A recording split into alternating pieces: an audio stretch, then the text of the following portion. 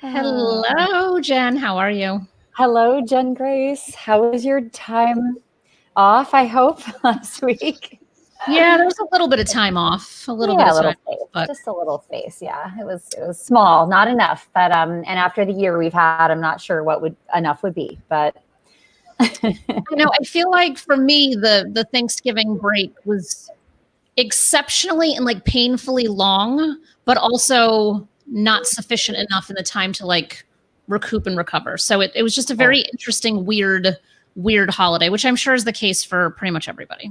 Yeah. And I think, funny enough, I would imagine those of us who have we are employees and not self-employed, or maybe also the self-employed, we've worked harder than ever this year and probably taking vacation time is probably down this year. I hear from employers that they're actually like requiring people to unplug. So I think there's this things are changing so fast in terms of expectations of being on all the time, and I know it's gotten worse, and no accident that mental health issues are really spiking in unforeseen and unprecedented ways. So we need to figure a lot out after this year of what is really sustainable. I think so. And I love how you just frame that, because I feel like it perfectly tees up our dear friend Debra today for our conversation. How are you doing, Debra? Yeah, I'm doing very well. I'm actually having a really good day. Oh, yeah. Yeah. That's awesome. Yeah. So why don't we just kind of start like big picture and just kind of talk about, because our title here is Connecting to Your Magic. So let's kind of put who you are and what you do into context for folks. Sure. So I think I'm one of those people who is many things all rolled into one. Mm-hmm. So I'm an author, teacher, speaker. So I'm a spiritual teacher. I'm also an author and a writer. And I also am a grief guide. So I work with people in holding space for grief. I also work in holding space for people to be able to connect to their magic, which feels like they don't connect, but they actually do in some ways. Mm-hmm. Yeah. So I want to hear more about that. Yeah, I do too. Yeah, Jen and I are both like chomping at the bit to go down the same path. So, can you make the connection for folks? Because Jen and I, we were just talking about it, but can we draw like the direct connection between those two things? Yeah, sure. So, I have a sustained experience with grief personally in my life, and I've been working in that space now for 7 years. And what I have found in that is that the process of working through our grief actually provides for us gifts. So death comes bearing gifts. The trick is that they're hard to find and they're tricky to unwrap. So, but what's happening when we're working through our grief is that our energetic heart has broken. And in the process of working through our grief, we're actually stitching the heart back together again. So it's similar to like when we work a muscle. When you work a muscle, like if you had done a workout, your muscle's sore the next day. And the reason it's sore is because the muscle fibers are broken. And then as they repair and come back together again, they're stronger. So the muscle is stronger. So the same is when we work through our grief. We're actually, the separation, whether it's a death or something changes in your life that causes the grief to arrive, is there's a break in our energetic heart. And the process of working through our grief is the process of bringing those heart fibers back together. And when you work in that way to really consciously bring those heart fibers back together, you receive a stronger heart. And if you are able to be with the full, deep, exquisite, so many things journey that grief brings to us and brings to our heart, what happens is you expand the capacity of your heart. It's not only stronger, but it's expanded. And if you can hold that much grief, you can hold that much joy. Because grief and joy are two hands of a prayer. So grief and joy are soulmates that hang out together, and they work on the two opposite ends of our heart vibration. So if we say yes to the full experience of our grief, we're actually saying yes to the potential and the arrival of expanded joy. That's so beautiful. I mean, so this year you were saying you early in the year, you sometimes you didn't even know the people you were holding space for in their grief. Tell us about what you were spending your time doing and why, and perhaps was there anything that transformed in the process, not just for them, but also for you in terms of your understanding of how you could be of service this year? Yeah, absolutely. So when the world started shutting down, I was based in Brooklyn in New York, and I sat in my apartment and we were all sitting in our places, sheltering in place, watching the numbers go up, watching the uncertainty and everything that was happening in that late March into April. And one day I noticed, like, I had a real full sensation of, oh, I know what's coming next. And what was coming next was the waves of grief. Mm-hmm. So that is true for people who were literally losing people, but it's also true for if you sit in one spot and everything changes for you and you can't distract yourself anymore, or you're just asked to shelter in place. If you have undigested or buried grief, that's going to say, okay, now we can come out. So I was like, yeah, there's waves of grief coming for people. And I was also tuning into, I have a strong grief muscle. So I have actively been working through with my grief for many, many years. But seven years ago, my son unexpectedly died, which dropped me into a really, really intense journey with death and grief. And that intensity and working with that exquisite journey is what has taught me so much that I share with people now. And so this knowing was coming in April, and then the month of May is my son's birthday month. And what I do since he's passed is I buy myself a present, because I can't buy him a present anymore. So I'm like, I gave birth on that day, I deserve a present. And this year I was like, actually, I think the world deserves a present.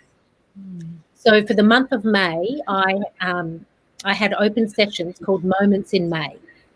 And anybody could book in a moment in May. It was 30 minutes on Zoom with me. And the invitation was, I will sit with you in your grief. And so the whole month of May, I sat with people from all over the world. Some people I knew and they knew me.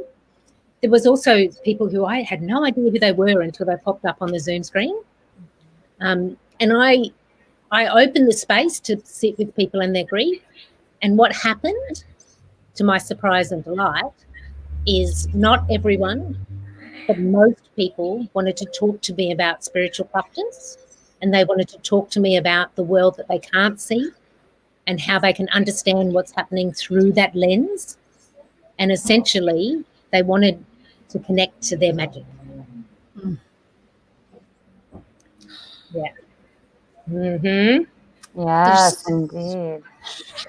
I wasn't expecting it. I was delighted, but I wasn't expecting it. I really wasn't.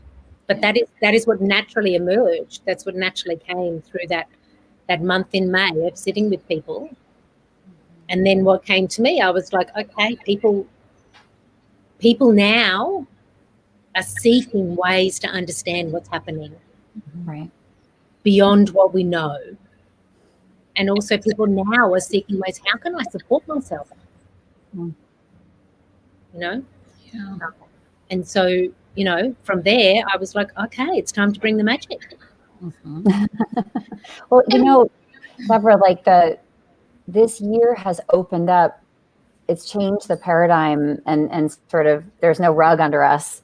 And in those times where the deck of cards is in the air, it's almost this time for radical honesty with ourselves, with our choices. Like, we see everything differently. All of a sudden, somehow there's I think this opening that is so rare into the depths, and that can mean not just the depths of grief and sort of clean that out, but also the things that we've barely given ourselves permission to admit that we want or that we don't want, or changes that we haven't been ready to make, or now we're ready now, or it's just so interesting. So much is coming up that we, it's like this portal was opened up into possibilities for a better world, a different world and a real conversation about what we all want and really what's broken. There's so much honesty, at least in my diversity work, with what's broken with organizations, what's broken with, inclusion and belonging, and who doesn't feel those things, and is that's not tolerable. There's sort of this urgency too, coming through this year to say, I'm finally able to articulate things, and I feel like, it's darkest before the dawn, like when you're like right there and you're like, oh, now I can see it, and now I want it. And there's an impatience too. I think that's really interesting feeling. At least that's where I'm sitting at the end of this year. Yeah. And I think it's like when I talk about, the energetic heart and breaking and repairing, it's like our collective heart has broken. Mm-hmm. Yes. And we're now in the process of how do we want to put that back together? That's right. And we have the choice to make different choices now about what we put back together and what we keep and what we let go of for ourselves, for our families, for our community, for our businesses, on so many And I believe we're still in repair. Mm. And some bits that have come back together, but especially I think we're still in repair. I agree. I think we're still in the explosion, right? The galaxy, the Big Bang, and the expansion, right? Everything's like boom. Yeah. And so I think what you're talking about is, how do we gather all of this in a different way, connect different dots, create different systems with what we've been shown, and not be afraid to discard or let lapse things that didn't work. But we never would have done this sort of quantum leap without the pandemic, without these really tragic, difficult, Black Lives Matter, like difficult things. Like we never would have had the courage and the fortitude to create the crisis of this year that was one of the biggest gifts for us. Yeah. That enabled us to ask these questions, actually, which is not ironic. I don't know what the word is. I mean, I know you don't view anything as accidental. No. And there is the view of, like, when I say to people, death comes bearing gifts, people are a bit like, what is she talking about? Like, the person I loved has died. This is not a gift, lady. And I get it because at first it's like, it's abrasive. But it's like, how can the pandemic be a gift? How can, Black Lives Matter surging again in the United States be a gift? And essentially in the delivery of it, it's not a gift. It's trauma, it's pain, it's, so many things. But what you're saying, Jennifer, about like in the process of rebuilding and working through that, you find those gifts of like, oh, the collective is now in a different conversation. Yeah. And I think that's where the magic is, right? No pun intended, but it's that looking at everything differently than we would have looked at it previously, partially because we're forced to, partially because we are feeling like we're at a loss or don't have control over things. So we're trying to find ways to connect with something deeper and more meaningful.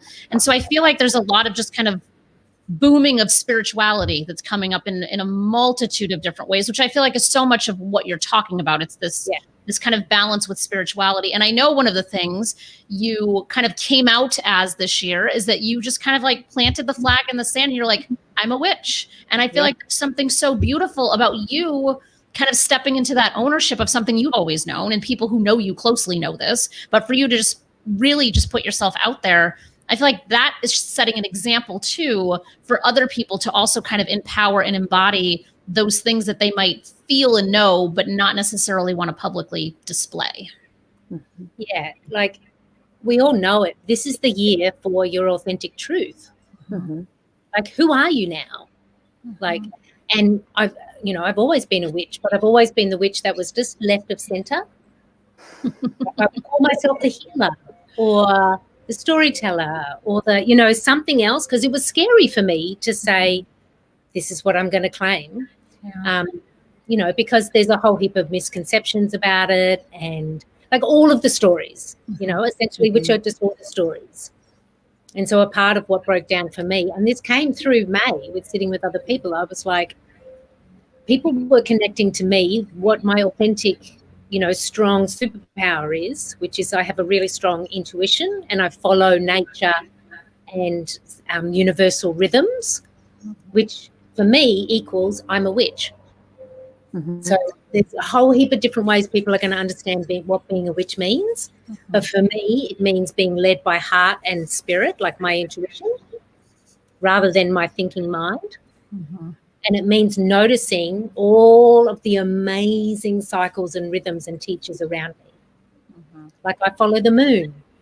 I follow the seasons. Like I'm listening to nature. Like essentially, that's my work as a witch. Yeah. And you have a moon, I don't want to miscall it, but like a moon gathering, something that's coming up in just a couple of weeks. Can you talk about that? Because I am just so intrigued personally. I'm so excited about it. So it's called the Moon Magic Transformation. So this is a program that I have where the group meets together, but essentially people are working on their own personal transformation. We begin at new moon. And then we go new moon, waxing moon, full moon, waning moon. So it's a 4-week program where you meet once a week on Zoom with me and the other magic makers. And what we do each moon phase is connected to an element, a cardinal direction, and a part of us. So new moon is also connected to Earth, North, and our physical body. So each phase of the moon has those elements. And if you bring all of those elements together and work with all of those elements, what you do is you activate the expansiveness of the potential for your transformation. So each moon phase, I teach around which elements are connected and how to work with those elements. And we do meditation and we do group stuff together. And then between each session, people are doing their own work. Like I give you a whole heap of options with how you can activate the magic, and different people like different things. Some people like writing more than something else. Some people like working with, affirmations. And there's a whole heap of different options. So I just guide you in what to do for each moon phase. But the beautiful thing that's happening for the next one I'm running is new moon is on the 14th of December, which is also the end of the eclipse season. Hello, we're in eclipse season now. It started on Monday. And the second moon, the waxing moon, is the solstice. There's major moon planet stuff happening this solstice. So big shift. And it's also the final lunar phase for 2020. So when we hit the week 4 for the waning moon, we're in 2021. So the group of magic makers that are joining me, what they're doing is they're tuning in with what do I need to take on board as the lessons, what do I need to let go of in my 2020, and what am I bringing in? What's the magic I'm bringing in for my entry point to 2021? Like now, this could not be a more beautiful, opportune time for people to recalibrate and reset for a new year. And not to say that we're not going to be out of the woods entirely with the chaos of 2020, but we know what we're getting into as we move into this next year. Yeah. Which is powerful in itself. Yeah. And I will say, I'm not an astrology expert, but I'm like deeply, deeply interested in it. So I'm, learning and studying each week as it goes along. So the year 2020, astrologers have been looking at for years. They're like, look at that. Look at all the planets moving around. 2020, it's going down in 2020. Astrologers a long time ago, right? The other thing that's happening now is, as we hit now, particularly with that eclipse that we had on Monday, the energy is literally shifting. It is thank God. Energy is now on its side, because this year we had so many planets in retrograde, a huge eclipse season in the middle of the year. Like all astrologers were going, look at that, it's going down. That makes me feel better. We hit now, and it really does. The energy does start to release, and it really is the opportunity now to really begin again in that repair that we're talking about. It's the beginning of the repair, particularly that solstice, 21st of December. whatever works for you, whether it's like dancing under the moon or doing a meditation, having a nice bath, do something special and magical on December 21st. That's pink day for magic.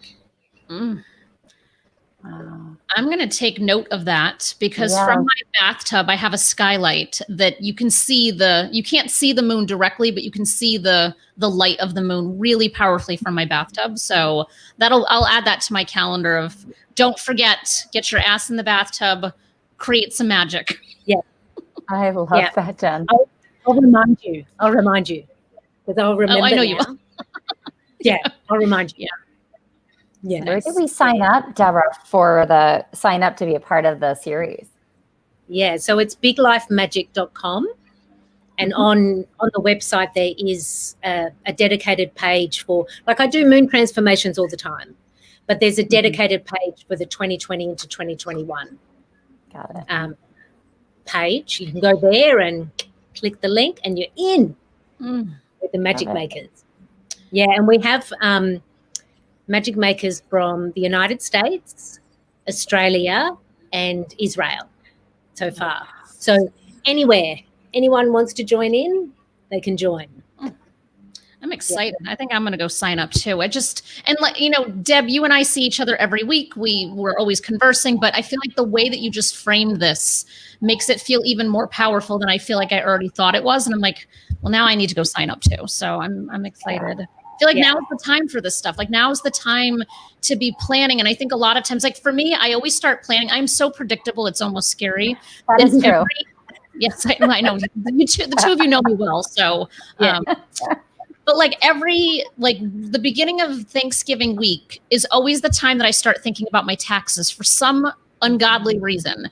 And like my Facebook from like 12 years ago reminds me of this. And I'm like, son of a bit, like I'm way too But like what I love about what we're talking about is that it's not just I'm sure the both of you are doing this, like business planning and budgeting and trying to figure out what you're doing in 2021. And like I usually start that in like November, but this is like a whole different way to think about kind of planning, because I always do my tarot cards usually in December to kind of map out what the next year is going to look like. This is like a beautiful kind of segue into it, because I actually have my tarot cards like always up of like what the yearly like the yearly card and then the monthly card, like doing the whole thing. And I honestly let them kind of guide me throughout the year. And I feel like this is just a perfect like segue, like an attachment to that. The value add. Yeah. Absolutely. The other thing that I give to people who do the program with me is you get the handbook and you get the recorded meditations for each moon phase. So I tell people you rinse and repeat. Yeah. Like there's a moon cycle, lunar cycle every 28 days. If you want to continue to do this for the whole of your 2021, you can, because you're going to know how. You're going to have all the bits and pieces and the meditations. And you may want to work on a particular transformation that might take a few rounds, like a few cycles, or it may be something, new. You hit February and you're like, I want that now. Yeah. You're giving a structure and a framework to create the magic. Yeah. Yeah, absolutely. Because I think people know a little bit. They know a little bit like, oh, new moon, I'm supposed to set an intention. Full moon, everything's full on. And then but beyond that, there's so much more. Yeah. And even though the year has been so hard, it is precisely the time to dream big, right? Yeah. That hasn't been the message of this year for so many of us, unless you've been kind of riding the waves. And I have felt it's this time of possibility, but it just requires changing your frequency. And I would argue, I know this is true, that it's a bigger time of possibility than we've probably ever experienced in our lifetime, Yeah. So I think there's this transcendence that's possible now that's never been available perhaps to us, or maybe we just didn't have the permission. It's complicated, and we sort of stay in our box, right? We have our blinders on in life, and amidst so much uncertainty and chaos, there's so much opportunity. And there's so many blessings that are accessible to us. But to your point, the planning now to what's the word, to harvest that from the year, if you will, like from the moment.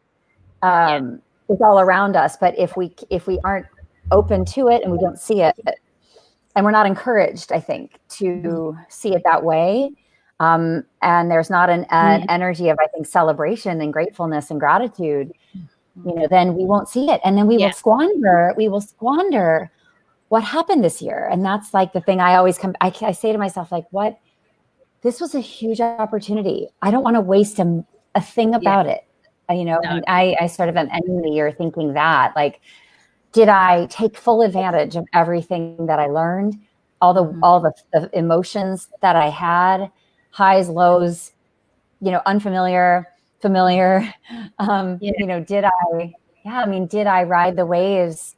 Did I stay in it, like in the arena?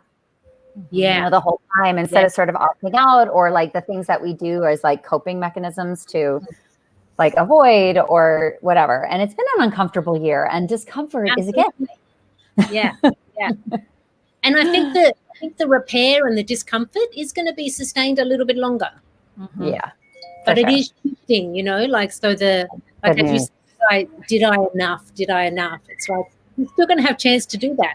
Oh, that's good. The door isn't closing. The door is not good.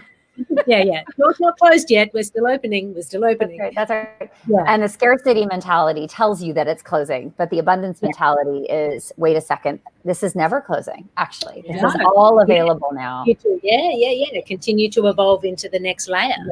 Right. Yeah. I love that. And I think, part of that for me is being able to filter that through, like look through the framework. What does my heart want to say, and what is my intuition guiding me towards? Because I love to think, like, overthinker, if anything. I love to make a strategy. I love to think. I love to plan. Maybe not as much as Jen, but but I do find that I need to balance my thinking with heart-led and my intuition. Because if I get too caught in my head, that's when I trip up. Yep, totally. Well, that's when I become unwell, because I get too stressed, or I get, know what I mean? Like all of these. So like balancing it out. Like I don't believe magic is the only. I think magic is the value add. Yeah, it's a great tool. Yeah. Thank you. Deb, we need to have you come back in a couple of months and like revisit. Like, I feel like we should have like a quarterly thing where Debra helps us like ground ourselves and everyone who's watching on a regular basis. I feel so good from this conversation. Thank you, Debra. It's been a delight. It's been a delight. Maybe we'll see you on your program, biglifemagic.com. Check it out, Absolutely. People. Everyone is welcome. Bring it on. Yes, and if you're friends with me or Jen and you want a direct connection to Debra, please just shoot us an email and we can happily do that for you. For sure. Thank you, Deb. Jen, I will see you next week, and Debra, I will see you soon as well. And that's right. I'll just create some magic. That's right. Many blessings.